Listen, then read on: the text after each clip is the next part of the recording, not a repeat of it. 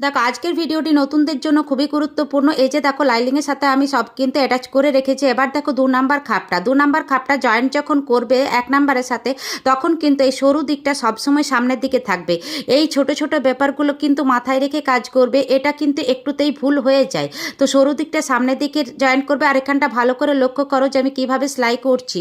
তো দেখো সিঙ্গেল সেলাই দিলাম প্রথমে, তারপর দেখো ট্যাকিংটা কিভাবে দিচ্ছি। দেখো 1/2 ইঞ্চি বরাবর কিন্তু ট্যাকিংটা দেবে একদম সেলাই বরাবর মাঝ অবধি।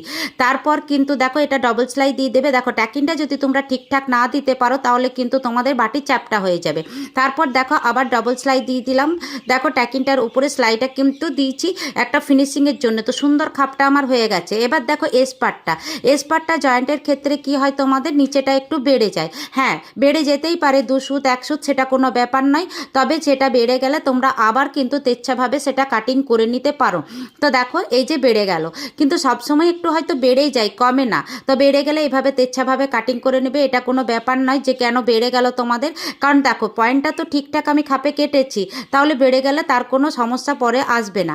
এবার দেখো এল পার্টটাও এইভাবে সুন্দর করে জয়েন্ট করে নেবে।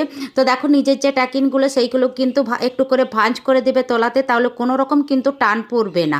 তো দেখো আমার ভিডিওটি যদি তোমাদের ভালো লেগে থাকে তো অবশ্যই লাইক কমেন্ট করে দিও। আর পরবর্তী সময়ে দেখে করতে চাইলে টাইম লাইনে শেয়ার দিয়ে রেখো। আর নতুনদের মাঝে ছড়িয়ে দাও ভিডিওটি, কারণ নতুনদের এই ছোট ছোট প্রবলেমগুলি খুব হয়ে থাকে। তো দেখো এই যে পেজে কেউ নতুন হয়ে থাকলে ফলো দিয়ে পাশে থেকো। দেখো শেষে এই রকমভাবে মিলিয়ে নেবে।